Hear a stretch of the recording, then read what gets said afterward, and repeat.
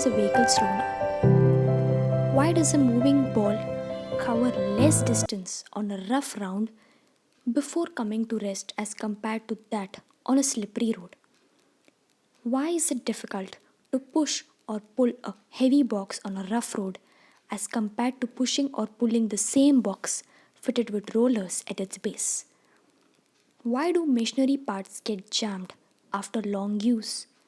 Why is swing machine frequently oiled? Why are boats, aeroplanes, and racing cars given special shapes? The answers to the above questions can be found by studying friction. First, what is the force of friction? It is a general observation that when you try to slide a heavy box across the floor, the box will not move at all unless you push it with a certain minimum force. This means that there exists a certain opposition to the motion of this box on the ground. So, this opposition must be acting opposite to the path in which you try to move the box. So, the opposing force which actually is applied when you try to move the box acts in between the surface of the box and the ground, and this is called the force of friction. It is a type of contact force. This is the type of contact force. Friction is the force which comes into play when a body tries to move or actually moves over a surface of another body, or a body tries to roll or actually roll on the surface of another body. So the friction opposes the relative motion between the two surfaces in contact, and it acts on both the surfaces. So first, we'll study about the factors affecting friction. First factor is the nature of the surface in contact. So the nature can either be rough, they can be rough surface. It is found that friction is caused by the interlockings or the irregularities on the two surfaces in contact. Irregularities give rise to the roughness. So friction between two surfaces in contact increases as there is an increase in the roughness of the surfaces. So if we have a smooth surface, then the object will go smoothly. But if we have a rough surface, so any surface will have irregularities on it. So if there's a rough surface, more irregularities, therefore the movement of the object will become difficult, thereby increasing friction. So next, the surface can be smooth. So even smooth surface will have irregularities, but the friction is less on a smoother surface because the movement of the object becomes easy with less regularities. Next factor which affects the friction is the normal reaction. Normal reaction. So the force of friction between an object and the surface on which it moves or is about to move is proportional to its normal reaction. Normal reaction may be defined as the pushing force that an object exerts on the surface with which it is in contact. So in the direction perpendicular to the surface. So in case of horizontal motion, weight gives a normal reaction. Therefore, heavier the object, the greater will be the frictional force. So if the object is heavy, then the frictional force will be heavy. As the normal reaction increases, the interlocking between the two surfaces in contact increases as they press harder against each other, and hence the friction increases. Next, The factor which affects is the area of contact. So, the force of friction between an object and the surface on which it rests is independent on the surface area of the object. So, it is not dependent on the surface area of the object. So, two objects may have different surface areas, but if they weigh the same and are of the same similar nature, then they exert same amount of frictional force. So, suppose we have a block which is of 5 kgs of a particular shape, but we have the same block of 5 kgs, but it has a larger surface area. But both the blocks will exert same amount of force for their movement.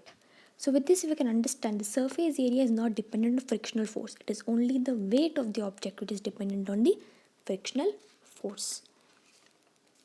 Now we'll understand about the static and kinetic friction. So friction can be of two types. First one is the static friction. So the force of friction that comes into play when two surfaces are in contact before they actually start moving relative to each other is called the static friction. So when an object is stationary, then also there will be friction which is acting on the object which opposes its motion. And when you start applying external force on the object, until you apply the minimum certain required force, the object will not move. This is due to the static friction acting on this object. So when the static friction, you apply the force above the static friction, then your object starts to move. Next kind of friction is the kinetic friction. So the force of friction acting between two surfaces when one surface is in motion while the other over the other is called sliding friction or dynamic friction or a kinetic friction. So when an object is moving, then there will be an application of kinetic friction, also called dynamic or sliding friction. This helps us in our movement. So static friction is greater than sliding friction because when the body starts sliding, the contact points on its surface do not have enough time to lock into the contact points on the surface over which it slides. Therefore, static friction is usually greater than the sliding friction. So now we'll study about friction. Is it useful or not? So friction is a force which actually opposes the relative motion between two surfaces in contact. So energy is always used in overcoming it. On the other hand, we need certain minimum amount of friction in walking, driving vehicles or doing various other works. So if there is no friction, we tend to fall more easily. So friction plays a very important role in our daily life, but it has both advantages and disadvantages in our life. So first we'll study about advantages of friction. So the first advantage is friction makes it easy to hold things firmly. For example, friction is required to catch a moving ball or to hold a school bag or to hold anything. So you might have observed difficulty while holding a bottle with oily hands. So friction is very important in holding things. And the second one is friction helps us to walk or run because we push the ground backwards while walking and the ground applies a frictional force on us in the forward direction. Next, third point is it is easy to write on a paper or a blackboard because we can write on the blackboard and its rough surface rubs off some of the chalk particles which stick to the blackboard. So if there was no friction between the chalk and the board, writing on it would have been impossible. Next, fourth point is vehicles are able to move on the road because of friction between the tires of the vehicle and the road. So when you apply a brake, the vehicle slows down and finally comes to rest. It is also due to the friction between the brake and the wheels of the vehicle. The fifth point is a nail is fixed in the wood due to the force of friction. The sixth point is a matchstick lights up due to friction. So when we rub the match head against the rough side of the matchbox, the temperature on the matchstick is raised to its ignition temperature and the chemicals in the stick catch fire, and thus heat produced due to the friction helps us light the match stick. Seventh point is we are able to sit in a chair and not slide out because of the friction between us and the chair. Now we'll study about the disadvantages of friction. So the first is the moving parts of the machine produces heat due to friction, resulting in wastage of energy. Second point is the loss of energy occurs due to the friction because anything that moves has to overcome the force of friction. Third one is that tires of vehicles and soles of shoes wear out in few months due to friction. Fourth one is due to friction, engines of automobiles consume more fuel, which is a money loss. So with this we've understood the advantages and disadvantages of friction. Now we will move to understand what is rolling friction. So when the object such as wheel, sphere or a cylinder roll over the surface, so the force of friction that comes into play is called the rolling friction. Friction during rolling is much smaller than that during sliding. Wheels and ball bearings are used to reduce friction as they convert the sliding effect into rolling effect. So if we put a block and a cylinder on an inclined plane, if we put a block and a cylinder on an inclined plane, then it can be seen that cylinder will take less time to reach the bottom while the block will take more time in comparison to the cylinder. It shows that rolling is easier than sliding. So it is easier to pull a heavy luggage fitted with rollers because rolling reduces friction. Rolling friction is lesser than sliding friction. This is the reason why it is easy to pull heavy load from one place to another by placing it over a cart with wheels. So the wheels has been considered as one of the greatest inventions of mankind. In practice, as far as possible, sliding friction is converted into rolling friction by making the use of wheels and ball bearings. For example, ball bearings are used in between hubs and axles of ceiling fans and bicycles as in most of the machines as well. So with this you can understand that sliding friction is lesser or sliding friction is more than the rolling friction. So we prefer rolling instead of sliding in most of the cases. Next, we'll study about fluid friction. So in the last chapter we have studied that fluid, that means liquids and gases, are collectively called fluids. And fluids exert force on friction on solid objects in motion through them. So this friction is called fluid friction or viscous drag. It depends. The first factor is the speed of the body with respect to the fluid, and the second factor is the shape of the moving body, and the third factor is the nature of fluid. When the objects move towards fluids, they have to overcome fluid friction and lose some energy. So to minimize friction, the objects are given special shapes which would ensure the less loss of energy. Such shapes are called the streamlined shapes. Some of the aeroplanes, birds, cars, submarines, and ships which have to move at high speeds in fluids are streamlined.